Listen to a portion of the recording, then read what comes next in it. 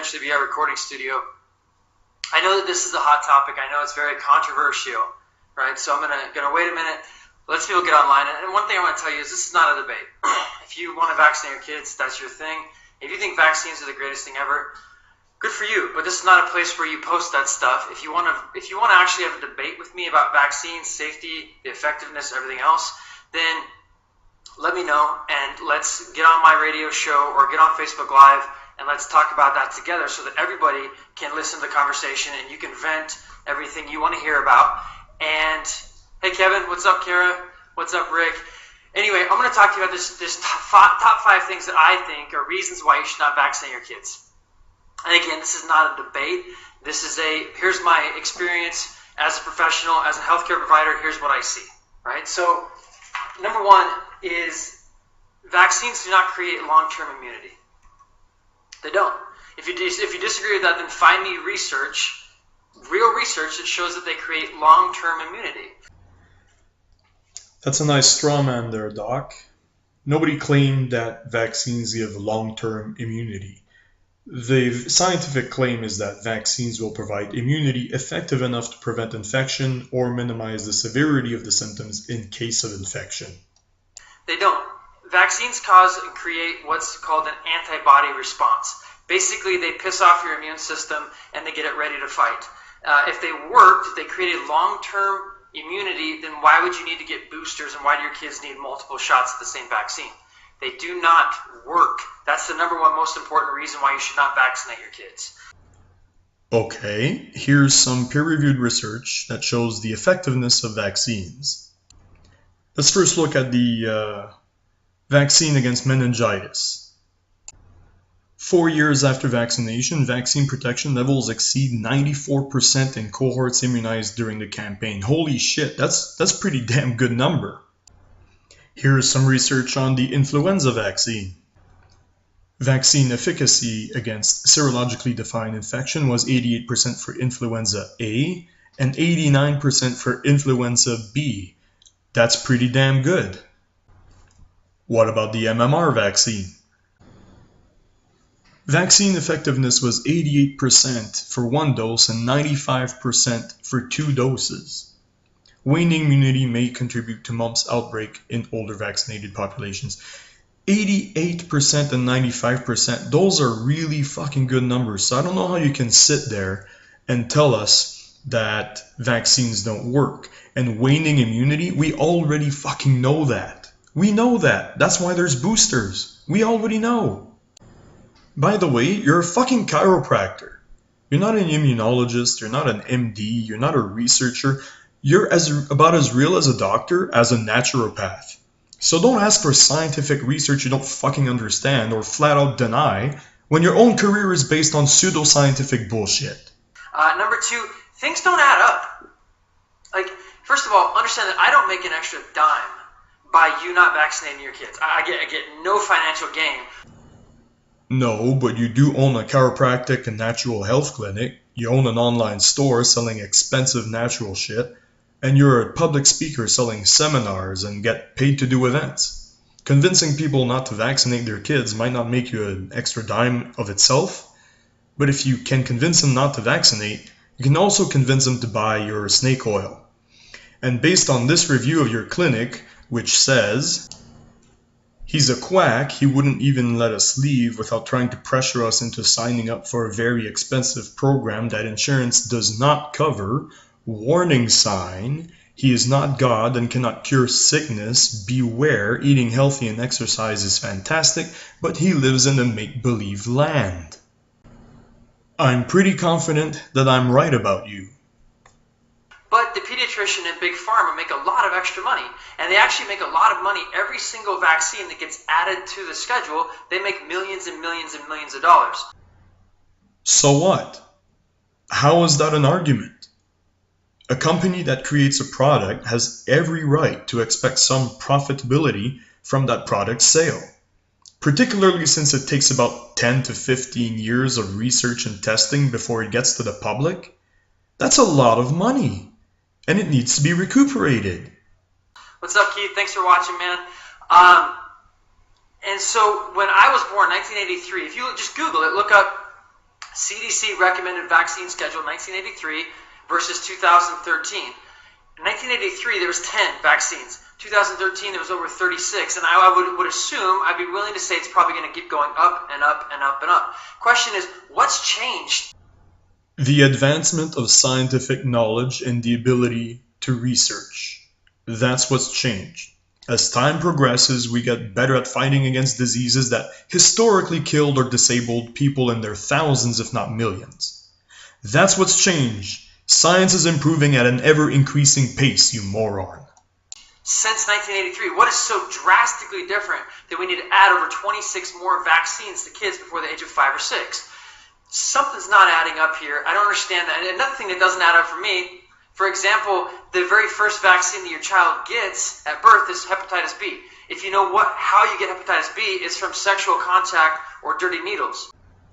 Hep B is 50 to 100 times more infectious than HIV.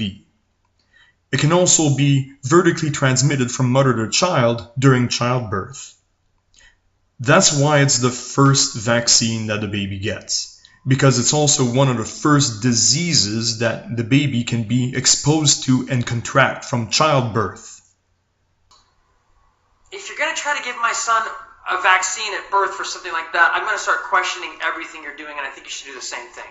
Number 3, what are the possible long-term effects? Don't tell me that there's no long-term effects from vaccinations. Aluminum is in vaccines. Aluminum stays in the body. Well, there is one long-term effect that we know of that's caused by vaccinations. Vaccinations have a tendency to cause adults. The mortality rate caused by diseases we vaccinate against has gone down drastically after vaccination. Not only do they protect people from dying from these diseases, but they are actually making people less likely to contract them at all. Everywhere vaccines have been implemented, you can measure and show that they are effective in preventing infection, and they protect the population from these deadly diseases. Aluminum has been shown to cause inflammation in the brain, and almost every child that's ever been checked or looked at that's on the spectrum has inflammation in the brain. Okay, but where's your research that shows that aluminum was the cause of the brain inflammation in autistic brains? Brain inflammation can happen for a variety of reasons. There's also research that suggests the cause of autism is a deficiency in pruning of the synapses during development. So the autistic brain has more synaptic connections than needed, and that's affecting how the brain processes information. So what about the fact that we have way more autoimmune diseases now? Aluminum is what they use as what's called an adjuvant. That means that it aggravates the immune system. Well, aluminum stays in the body for a really long time. Wrong. This research shows that it is now clear that some aluminum is retained in the body, most probably within the skeleton, and that some deposits in the brain. However, most aluminum that enters the bloodstream is excreted in urine within a few days or weeks. Okay, and so if the immune system's constantly being challenged and bothered and woken up, what's up, Jessica? Hey, Deanna. If it's constantly being bothered and woken up by something that's in the body that was put there by a vaccine, autoimmune diseases are ultimately when the immune system is overactive and starting to attack its own tissue. Well, if it's always being on guard because of something that was put in the body and left there, then you're more likely to have autoimmune diseases. Why do you think that hardly anybody my age or older is allergic to peanuts, and now it's become this huge thing that you have to be aware of nuts? The prevailing theory right now is that there is a lack of early childhood exposure to germs, which increases the chances of allergic diseases. Over-sanitization might suppress the natural development of the immune system. So it has nothing to do with adjuvants and aluminum and vaccinations at all. Number 4, oh, you're going to love this one. Follow me. Number 4 is vaccine ingredients. And so what is in the vaccine? And I'm talking about, let's see here, aluminum, thimerosal. They'll tell you that there's no mercury. Well, they changed the name. It's now thimerosal. There's no aborted fetus tissue, formaldehyde. I'm just rattling off some ones that I remember. Acetone. There's all kinds of different stuff. Of course, the ingredients scare you. Let's look at the ones you mentioned since they seem to scare you the most. Aluminum is an adjuvant in vaccines, and even though it's present in a higher dose than would normally be present or ingested in the environment, it's still below the safe limit. Thimerosal is a mercury-based preservative to protect the vaccine from fungus and bacteria without reducing the effectiveness of the vaccine itself. And there have been cases where vaccines that didn't contain thimerosal ended up giving diphtheria and staph infections to the people who got the shot. So that's why that's in there. Mercury, by the way, is bad for you, but so is chlorine. The great thing about chemistry is that when you mix some of them together, the end result is a harmless compound. Like sodium and chlorine, they make table salt. The mercury in thimerosal is an organomercury, which is harmless in small doses. You also mentioned formaldehyde and aborted fetus cells. Those aren't actually in the vaccine. They're taken out of the final product. The formaldehyde is there as a preservative during manufacturing, and the human cells are used as a growth medium for the inactivated virus. But that stuff isn't there once you get the shot. Now, if I were to put that in a shot glass and say, here, give this to your child, you would go, no, not a chance. There's no way I'm going to have my child drink that. Okay, well then why would you inject all those chemicals directly into their bloodstream? That's because you're not a chemist, you're not an immunologist, you're not an MD, you're not a researcher of any kind that I could trust to make a cocktail of chemicals and tell me to ingest it and figure that it's safe. That's why I wouldn't drink it. The response is usually, oh, well, because it's just a little bit. Oh, okay, watch this. I love this. Here, hopefully you can see this.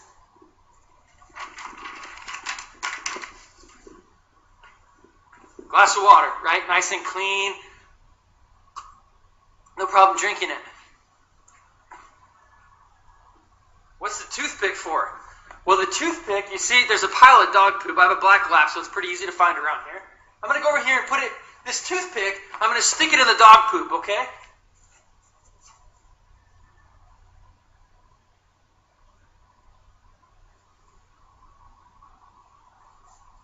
I just stuck this toothpick right in the middle of some dog crap. I can't even see the poop on the stick, but watch.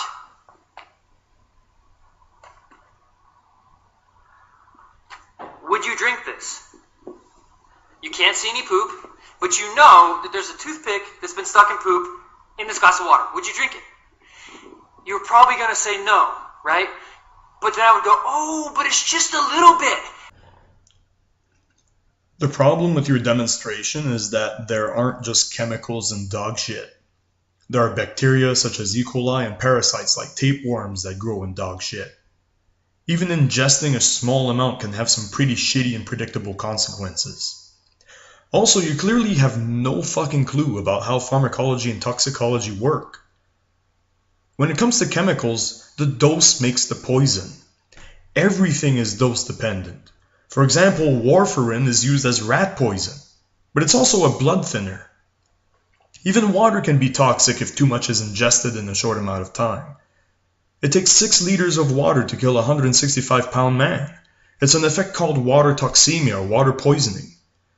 And you don't even need a toothpick dipped in dog shit to do it. It's just a trace amount. You see, you wouldn't drink it because you know the dog poop's bad for you. If you understand what the chemicals are doing to your children's body, you wouldn't put even just a trace amount in there. Here's the last point, number 5. Let me get calm down here. Non-vaccinated kids are healthier than vaccinated kids. Period. Here's what I mean. I have a lot of children I take care of in my office. And if you're a healthcare practitioner, you're watching this, you're a chiropractor, you're a mom that doesn't vaccinate, go ahead and comment below if your kids are healthy. Okay? But what I see is that the kids that are vaccinated have more runny noses, more allergies, more asthma, more all kinds of stuff. I take care of a lot of kids that are non-vaccinated and they're doing awesome. The other thing is that I don't mean any offense to anybody, so please don't take this personal, but a lot of times when I take care of a child who's just got vaccinated, when I look them in the eyes, they don't look at me. They look off to the side. They're looking through me. It's like they're staring away. And like, imagine if you just put a bunch of chemicals in your body, would you be as focused? Non-vaccinated children make eye contact with me from across the room, watch what I'm doing, and they're very focused and intent and engaged. Non-vaccinated kids don't seem to be that way. Okay, so another thing is they've never done a study with vaccinated versus non-vaccinated kids. You know why? Because it would come back showing that non-vaccinated kids are much healthier, even though you've been led to believe that your kids have to have a vaccine. Actually, that kind of study isn't made because a randomized, double-blind, placebo-controlled trial of a vaccinated versus unvaccinated children is considered utterly unethical. It can't be done. The reason, of course, is that such a study would leave half the children unprotected against vaccine-preventable diseases. Because such a rigorous study can't ethically be made, anti-vaxxers like you fall back on comparing health outcomes between children who are vaccinated and those who are unvaccinated.